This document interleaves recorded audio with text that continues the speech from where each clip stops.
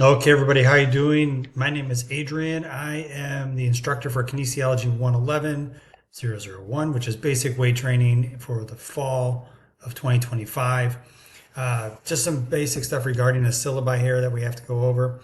1 credit hour. Here are the class dates. We meet from the term is from August 18th to August or to December 12th, and we meet on Tuesdays and Thursdays, 9 o'clock, and that's going to be in the M building and in the fitness center specifically. Now, this class is blended, meaning you're going to have course deliverables and course content online at Blackboard, and then you're going to have a laboratory in person, and that laboratory session in person is in the fitness center where you're working out. And the dates that you have for this class: Monday is the first day of the term, Tuesday the 19th is the first class session. Again, we meet on Tuesdays and Thursdays. Now, a couple important dates here. Last day to drop for a refund is August 25th, and the last day to withdraw from the class is November 17th.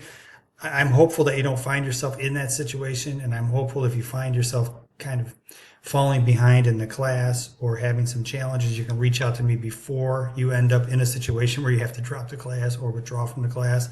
I kind of view that as a last resort, and I would be hopeful that you as a student can actually reach out and let me know what's going on.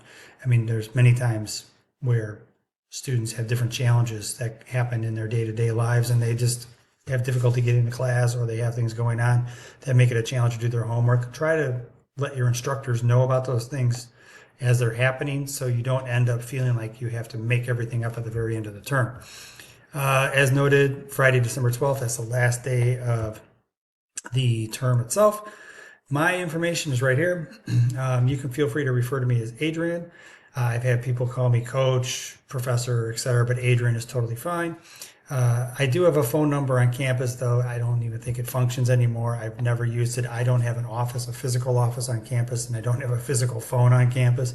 So to that end, I've never used this. My voicemail box could be completely full. The best way to reach me is via email. I'm pretty good at getting back to students.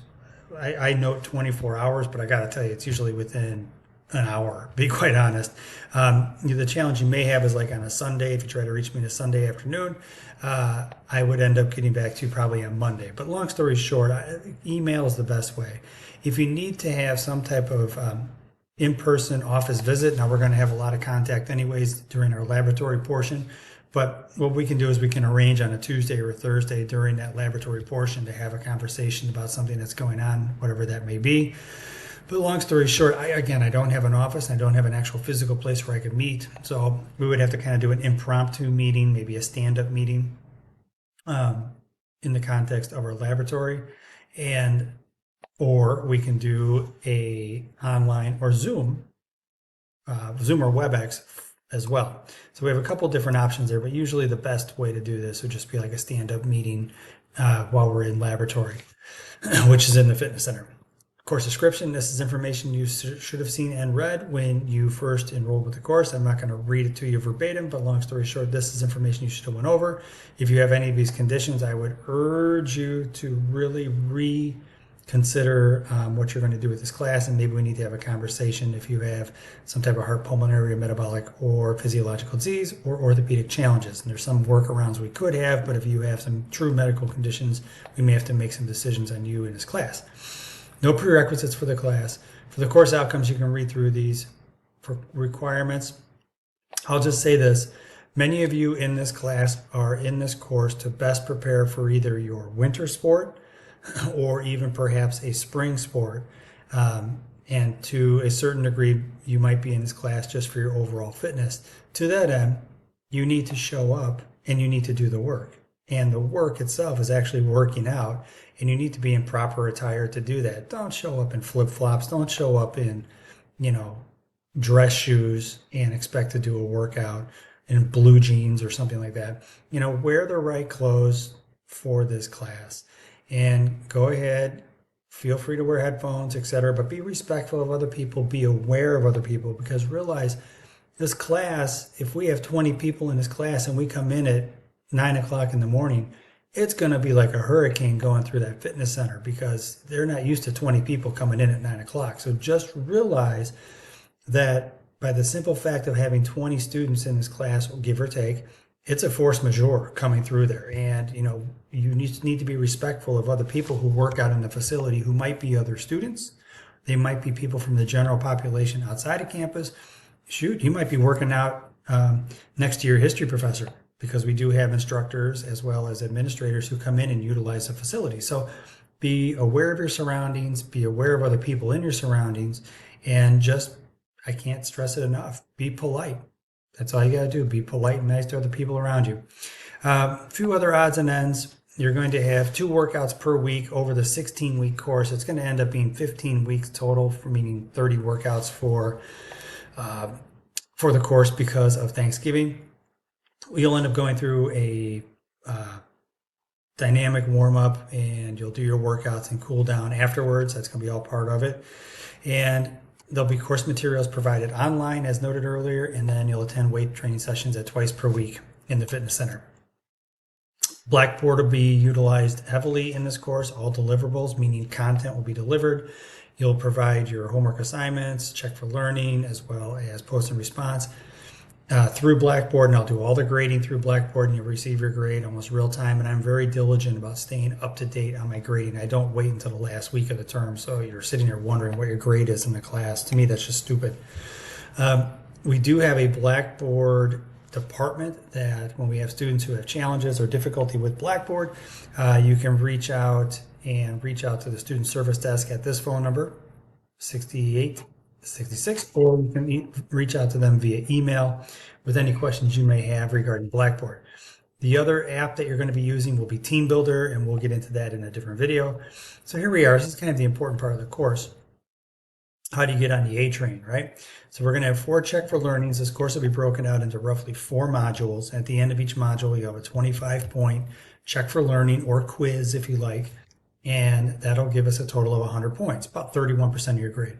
15 post and response, 5 points each, and you have to post and respond to a classmate to get full points. That's 75 points, about 23%.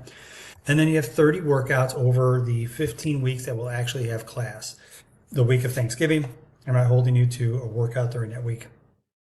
That comes out to 150 points. So you can get an idea of where the majority of the points available are for this course, and that's in your workouts. So by showing up and doing the work, you can earn 150 points, meaning you do the work, you complete the workouts, and you end up getting full points for that. That's almost half of your grade right there. And then you can start, doing the math regarding your check for learning and your post and response to get the 292 or better to get an A in the class. And that's, I would hope that would be your ambition in this class. Further down, we have the category descriptions describing these a little bit more in depth. I'm not going to get into this. With assessment policies, I will accept late work. I urge you not to hand in work late so we don't end up subtracting points. I'm pretty liberal and pretty accommodating when it comes to grading because I understand life happens, batteries in a car die, you get a flat tire, something happens where you're sick and you can't make it in. You can make up your workouts, and given the actual content itself is delivered online, you can do that at your leisure. So you should be able to fairly consistently get your work done and be able to do all your assignments. If we go ahead and bring this down a little bit further, this is standard verbiage that's in every syllabi that we have on campus regarding academic dishonesty. You can read through this, but there's really no need to cheat or plagiarize in this class. It's more for like other classes, but realize there is an academic integrity policy on campus that we have that includes academic dishonesty and also all the bullet points you see here from cheating, plagiarism, falsifying information, unauthorized collaboration, and facilitating academic dishonesty. Let's go further down here. Equal opportunity statement, which is a requirement that we have to put in all of our documents. With that, we have the ability to adjudicate different situations on campus where a student has some kind of academic misconduct or other misconduct therein. You can look at the resource page to see how that process is handled, but there is an adjudication process to work with students if they should have issues that are behavioral in nature. If we take this further down, we go into email privacy. I won't have to read through all this, Blackboard privacy. We even get further down in terms of course content. I work a ton through Blackboard. I'm able to deliver my content through Blackboard, so I feel very confident about this. You won't have to worry about too many other alternative format options, etc. But I would definitely make sure that you have access to good internet, whether on campus or at home, and have the ability to access Blackboard, because that'll be not only for my class, but every other class on campus as you go through your time here at Harper. That's going to be a big priority for you. Further down, student support resources. Now, this is kind of the important part that I think sometimes is missed in other classes. You're in a support-rich environment that will probably never be replicated again once you get out of college. So whether it's Harper or ISU or U of I or Northwestern, it's a very resource-rich environment. And I say this all the time to my students, whether it's food insecurity, the ability to travel to and from campus, perhaps it's housing insecurity or health issues and psychological emotional wellness, name the topic. But no student ever needs suffer in silence. And it takes something as simple as just reaching out to one of your instructors and saying, I'm getting annihilated in one of my classes right now, and I think I'm in the wrong class. I should be in trigonometry 204 and I'm actually in trig 206, and I have no idea what's going on. I'm going to lose my scholarship. That's a conversation I had with a student. The student felt comfortable enough to approach. I created what's called a starfish, executed that behind the scenes to that person's support staff, everybody from all the instructors to their academic advisor. And sure enough, they were correct. They were in the wrong class. Their advisor had put them in the wrong class. We were able to basically pull them from the wrong class, put them in the right class, and then their scholarship is no longer at peril. So I'll say it again. You don't ever have to suffer in silence. Whether you come to me and talk to me or you talk to somebody else in your orbit here on campus, you have all of these great resources, from Hawks Care to counseling services to all these different great services down here you have access to on campus. So use this document as information regarding our class, but also use this document for information regarding some of the resources on campus. It could be something as simple as, how do I find the academic support center?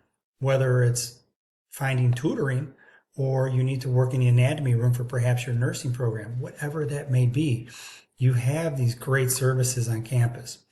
With access and disability service, just so you know, if any of you have an IEP or require any kind of accommodations, I'll usually hear about that long before the student will ever approach me. But if you have any kind of conditions or issues where you need help, perhaps reading an exam, or you need an exam or check for learning read to you in a class, totally fine. I'm happy to do that. Matter of fact, I would rather do that than send you to the testing center, because if you have questions real time, I can address those real time, which they really can't do in the testing center. Please let me know, but I'll be happy to help you. Other things like computer lab, job placement resource center, etc. So this, at the end of the syllabi, is very much where we as instructors plug in all the resources that we have on campus and the things that you can utilize for your benefit. So this document itself, as noted, is informational for the class, but it's also informational for the resources on campus. Now, this is how it's going to roughly lay out, and I have to put the topics and outcomes in here, but I'll take care of that here, and this will be loaded up for your benefit. But you can see in terms of week 1, week 2, week 3, all the way down, you have post and response 1, 2, 3, 4, and then you have workouts 1 and 2, 3 and 4, 5 and 6, and these are all due on the last day of the week by 11:59. So Sunday the 7th by 11:59.